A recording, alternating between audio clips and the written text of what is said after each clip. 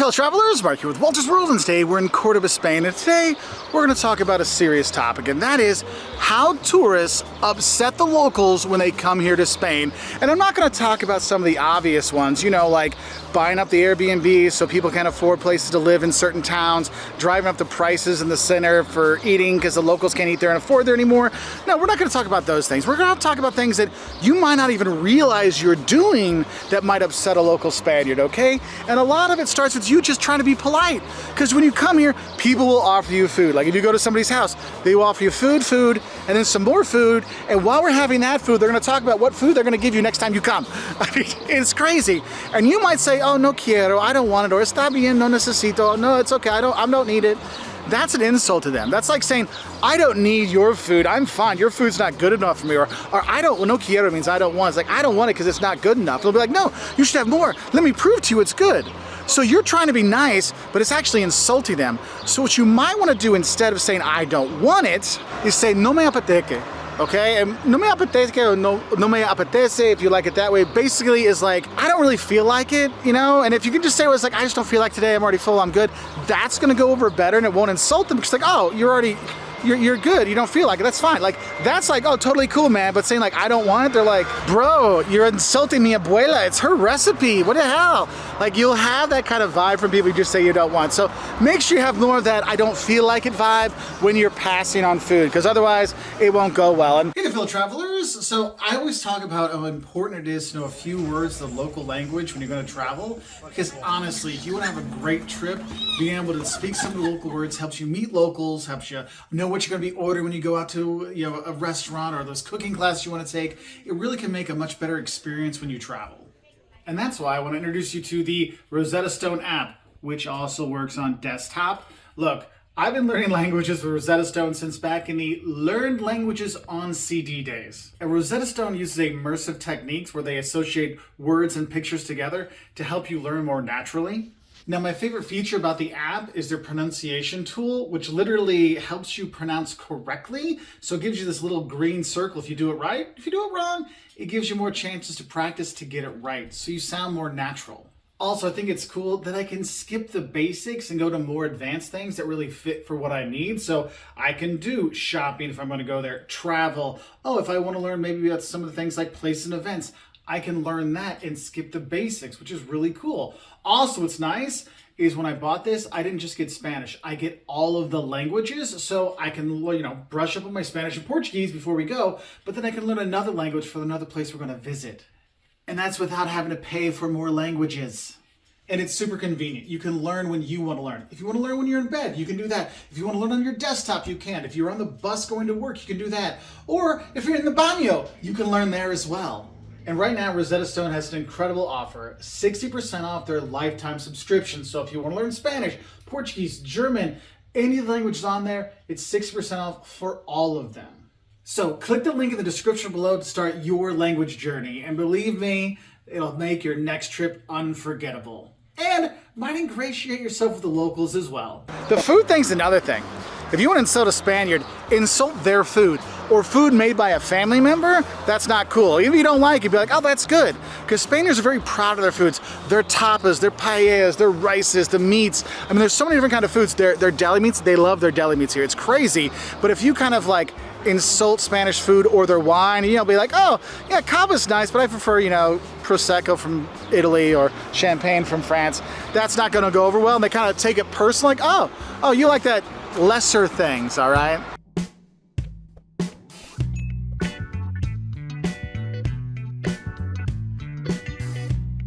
Here's another thing that might upset your Spanish friends. If you say that Colacao is not the best chocolate drink, like you say, oh, Nesquik is better. Yeah, no, that's not gonna go over. You have to do the Colacao. That is the chocolate drink here. Whether it's hot or cold, that's the only way they like to go. You say anything else, they're gonna be mad. So remember, this comes first, not this, all right? So help yourself keep your Spanish friends and drink Colacao, okay? And moving away from food, because honestly, there's so many ways you can insult them with their food. Just be polite, eat everything they put in front of you. You'll be fine, you'll be very happy, don't worry, okay? But I think another thing that tourists sometimes do that they don't realize is insulting the locals. If you're staying like in a beach community on Costa Brava in Barcelona, if you go into town and you don't kind of change your clothes into street clothes, like urban clothes, like normal clothes. You wear your beach clothing around, like wearing your bikini tops or just wearing your board shorts, you know, and your swim trunks, and that's it. That's kind of a thing that they find kind of insulting. They're like, hey, the beach stuff is for the beach. You're no longer on the beach, dress like you're in society. And that's one of those things, you might not hear anybody say anything to you. Some places you might, because some places you can get a fine for not wearing your clothes in town. Just have an FYI. But just something to kind of think about, because if you're hanging out on the beach on Cadiz and you want to come into town, just throw a shirt on, throw something on so you're more not beach looking, because that's one of those things the locals kind of look down on.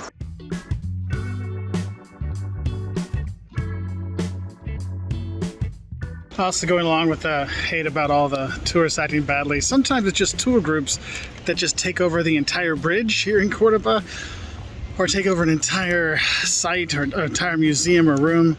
That's kind of also like the bad tourist kind of thing that'll annoy you when you're here. So thought I'd add that one because I just got about run over by that tour group. And another thing they look down on is about Spanish superstitions. Like, there are so many Spanish superstitions. We actually have a video on Spanish superstitions. I'll have it at the end of the video or down below, you can watch it.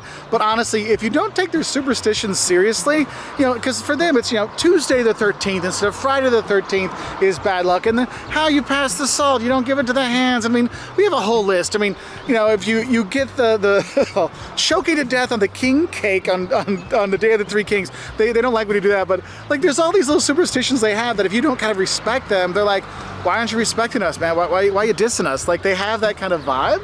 So just, you know, pay attention to the superstitions when you're here, you know, because that's one of the things they really take seriously. Because everybody knows the pooping man at Christmas is kind of silly, but you don't gotta make fun of it. Now, an actually really serious way to kind of upset people here is if you joke around about the old dictatorship, the old government, you know, Franco. I mean, Franco's been dead for 40 years. Or 50 years. 50 years the guy's been gone. But it still was such an impact on so many families here in Spain that it's still a very, very touchy subject. I know, you know, 40 years ago there was jokes on Saturday Night Live, and Franco is still dead. And Franco is still a hot topic here. Like, if you go to Salamanca, you'll see there's things around and people still throw tomatoes where his picture was, you know, or is. And so you have to think about that there's still a lot of people that were really impacted by it. And if you joke around about that or you downplay the Civil War, even though it's that long ago, it doesn't go over well. It's really insulting for the locals here because people have family members that were lost during the Civil War and during the dictatorship, and it's a very touchy subject, so just be aware of it. And then thinking about political discussions, you know, if you want to talk about Basque separatism and Catalan separatists and independence, I think that's another topic if you talk about and you're not well versed in what's going on in the Basque country and in Catalonia. And you have to realize there's other parts of the country that want to kind of break away too or have more independence, and you kind of joke about it. That doesn't go over very well here. Like, you don't like when people that don't know the politics in your country talk about your politics. Here it's the same thing, and people kind of downplay it and think, oh, what's the big deal? It's all Spain. Well, no, for me, I'm Catalan first, or I'm Basque first, and I'm Spanish like fifth, or vice versa. So you want to make sure you're being respectful in those discussions, and sometimes it's best just to avoid those discussions. Another topic I think is best to avoid is one that people kind of like to joke about, and that is kind of joking about the siesta time and the Spanish being lazy because of the siesta time. Look, if you're here in Cordoba in the summer, it's like 40-some degrees here with the sun and the humidity, and like, you just melt. Like, you have to stay hydrated. You can't function during the middle of the day here because it's so hot, okay? And so yes, they take breaks in the middle of the day. And when people are like, oh, they're just doing it because they're lazy. No, they're doing their shopping, they're getting their lunchtime. I mean, God forbid you actually got a lunch hour from your job, right? That's just part of their culture. That's how they go and have lunch. You have a lunch break, let them have theirs.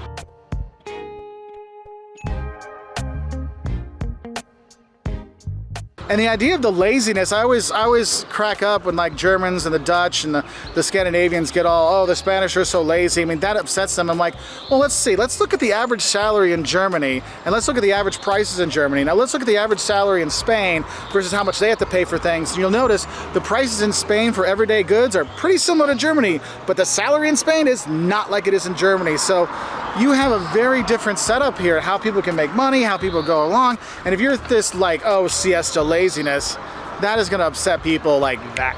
And then another topic that can really set off some Spaniards, not all Spaniards, but one that I've heard a few people kind of get really kind of worked up on, is to insinuate a Spaniard is a Latin American. And here's the thing. a lot of Europeans, not just in Spain and other places, definitely have an opinion of where Europe is on the scheme of things versus other parts of the world.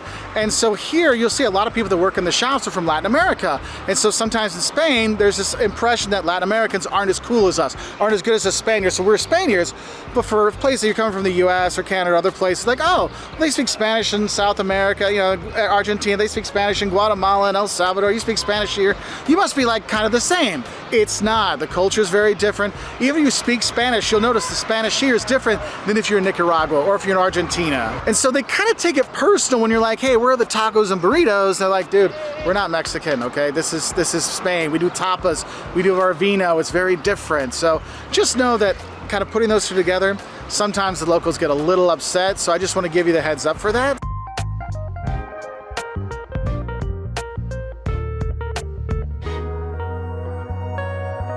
Now we're here at the Plaza de España in Sevilla, and I think another thing you need to realize where you might upset Spaniards and not realize it is when you exit an elevator and you don't say hasta luego or adios, you don't say something to like indicate that you're leaving and you hope they have a great rest of your day, because they really kind of feel like you need to like let people know you're out and bye, see you later, like some kind of acknowledgement, because if you don't, you might get a little side eye from the locals, okay? Now another topic that I think could be a little bit touchy to talk about with locals, at least here in the southern Spain and some other parts of Spain, I would say, is bringing up Gibraltar and how Spain wants Gibraltar back, and that kind of political nuances with the whole Gibraltar kind of question that's here. That is a very touchy subject, and if you do bring up the fact, well, don't you have like places in Africa?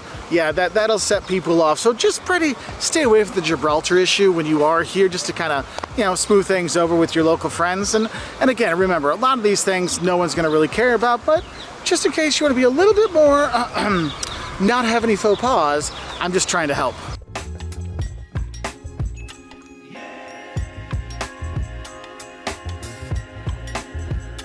What are some other things you've seen that kind of upset Spaniards? Put in the comment section below so we can be better travelers when we come here, so we don't accidentally insult our new Spanish friends with things we didn't know about. Anyway, I wish you all the best. I'll say bye from here in Cordoba. Definitely one of the places you want to go to. See the church right there, the mezquita that's in there? They built the church inside of a mosque. The double arches inside are gorgeous, okay? So come and enjoy Spain, and don't upset the locals. Bye from here in Cordoba.